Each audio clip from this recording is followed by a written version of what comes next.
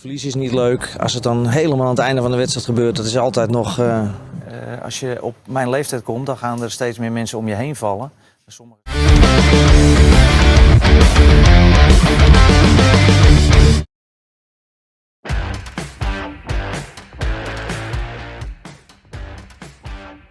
Setelah pulang ke Belanda pada 15 Januari pekan lalu, Patrick Kluivert dan jajarannya tak lama lagi tiba di Indonesia. Ya, pada Februari nanti ia akan kembali ke Indonesia untuk menyiapkan segalanya untuk laga di bulan Maret nanti. Jelas semua tahu kalau tugas Kluivert dan tim sangatlah nggak gampang, karena ibarat kata ia dan para pemain baru aja ketemu, besoknya udah tempur. Jadi dalam hal ini komunikasi sangatlah krusial agar nantinya di atas lapangan para pemain bisa tampil sesuai dengan apa yang diinginkan staf pelatih. Nah, di lain sisi meskipun masih ada yang mempertanyakan soal CV Kluivert sebagai pelatih, namun bukan berarti dia bakal gagal membawa timnas Indonesia untuk terbang tinggi. Hal itulah yang disampaikan pengamat sepak bola tanah air Haris Pardede atau Bung Harpa yang menuturkan bahwa secara CV Kluivert memang tidak mentereng, namun tidak ada jaminan juga kalau pelatih yang tidak bagus bakal gagal. Bung Harpa memberikan contoh Jose Mourinho, di mana awalnya dia hanya translator di eranya Louis van Gaal dan Bobby Robson, tapi kemudian karena dia pintar, ia pun menjadi pelatih sukses. Nah, perpaduan antara nama besar Kluivert dengan kemampuan taktikal pastur diharapkan bisa menciptakan sinergi yang positif di timnas Indonesia. Kombinasi ini diharapkan mampu menjawab tantangan yang akan dihadapi skuad Garuda, terutama dalam menghadapi kualifikasi Piala Dunia 2026. Bung Harpa menjelaskan bahwa Pastur memiliki track record sangat luar biasa, di mana pelatih berusia 58 tahun ini memang orangnya agak sedikit independen, agak sedikit idealis, tapi memang dia sudah membuktikan sangat sukses dalam membaca permainan dan juga dalam memapping tim. Terbukti 3 kali dia membawa tim RST Divise bisa promosi ke Eredivisie.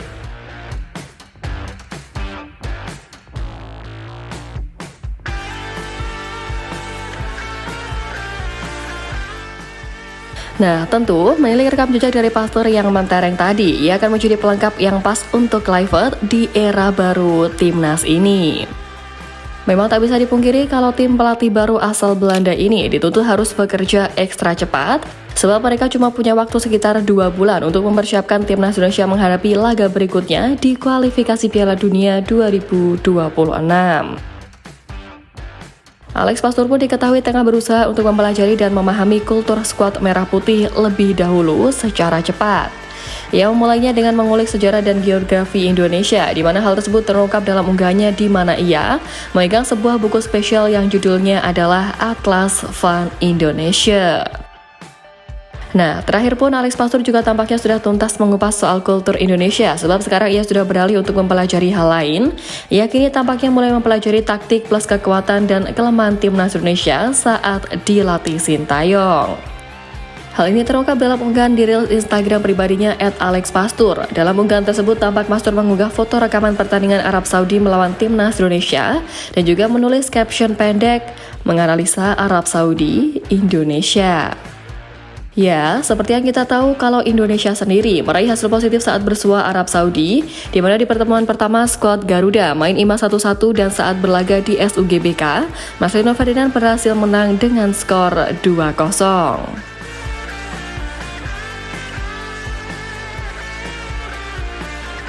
Alex Pastur memang menjadi sosok yang digadang lebih cocok menjadi pelatih kepala tim Garuda sebab karir kepelatihannya yang terbilang sukses di masa lampau. Namun meski di skuad timnas namanya menjabat sebagai asisten pelatih, Pastur tampaknya juga tak meremehkan posisi ini, di mana selain mempelajari peta hingga taktik Indonesia di era sebelumnya, terkini pun menariknya Alex Pastur tampak sangat serius mempelajari bahasa Indonesia yang terlihat di unggahannya di akun Instagram pribadi pada Minggu 19 Januari kemarin. Dalam postingannya, Alex Pastur memaparkan 3 buku pelajaran dasar bahasa Indonesia dengan judul berbahasa Belanda yang artinya bahasa Indonesia untuk pemula, ucapan bahasa Indonesia, dan kata dasar bahasa Indonesia. Selain itu pun, ada 1 buku yang tampaknya soal budaya Indonesia. Ya, Alex Pastur tampaknya sadar komunikasi, terutama mempelajari bahasa Indonesia sangat penting baginya untuk bisa cepat beradaptasi dengan para pemain dan sepak bola Indonesia. Selain itu, dengan bisa berbahasa Indonesia, itu pun akan lebih memperjelas arahan kepada para pemain Garuda. Dan melihat ini, sontak unggahan Alex Pastur soal belajar bahasa Indonesia pun mendapatkan pujian dari netizen. Para supporter mengapresiasi keseriusan dan antusiasme seorang Alex Pastur dalam mempelajari Indonesia, sebagaimana yang terus terlihat dalam beberapa waktu terakhir ini. Mereka pun berharap sang pelatih mampu membawa taktik yang pas untuk para punggawa Garuda, sehingga bisa terbang lebih tinggi di ajang bergengsi dunia nanti.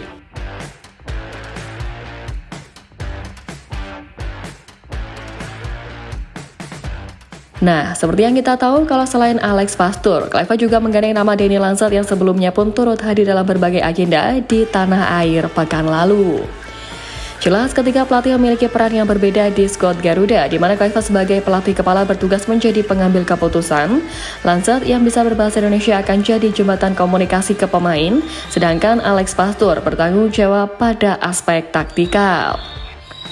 Nah, formasi apa yang akan diturunkan oleh timnas Indonesia nanti akan terpengaruh dengan gaya dan skema yang diinginkan oleh Alex Pastur. Sebab soal taktikal, Pastur sedikit berbeda dengan Kluivert. Kluivert lebih condong menggunakan formasi 4 back lewat 4-2-3-1 atau varian 4-3-3 lainnya, sedangkan Pastur lebih fleksibel. Ya, sebelumnya di akhir era Sintayong, timnas Indonesia kerap memakai formasi 3 back di lini belakang. Hal ini pun bisa jadi kembali dilakukan oleh Pastur apabila melihat sejarah dari kepelatihannya. Ya, diketahui Pastur adalah pelatih yang suka mengubah skema tergantung dengan kondisi tim dan juga lawan yang dihadapi. Ia tak memiliki pakem khusus yang kerap ia pakai di semua tim yang pernah ia tangani. Sebagai contoh, ketika ia menangani tim divisi 2 Liga Belanda Sparta Rotterdam, ia sempat memakai formasi 4-4-2 Diamond di awal masa kepelatihan sebelum beralih ke 4-3-3, formasi yang membawa mereka juara di kasta kedua. Di kasta teratas, Pastur kadang memakai pola 5-3-2 untuk melawan beberapa tim. Selain itu juga ketika melatih di Liga Austria bersama SCR Altach, Pastur hampir tak pernah memakai pola 4-3-3 sebab keadaan tim membuatnya memutuskan untuk memakai formasi 4-4-2 dengan 2 gelandang jangkar di tengah. Di akhir-akhir masa kepelatihannya pun ia kemudian kerap memakai pola 3 back di lini belakang. Nah, kemudian kini melihat materi pemain yang dimiliki oleh timnas Indonesia, Pastur sepertinya leluasa untuk memilih formasi apa yang ingin ia turunkan nanti. Sama seperti Sintayong, ia bisa menggunakan formasi 3 atau 4 back tergantung dengan kondisi tim dan juga lawan yang dihadapi.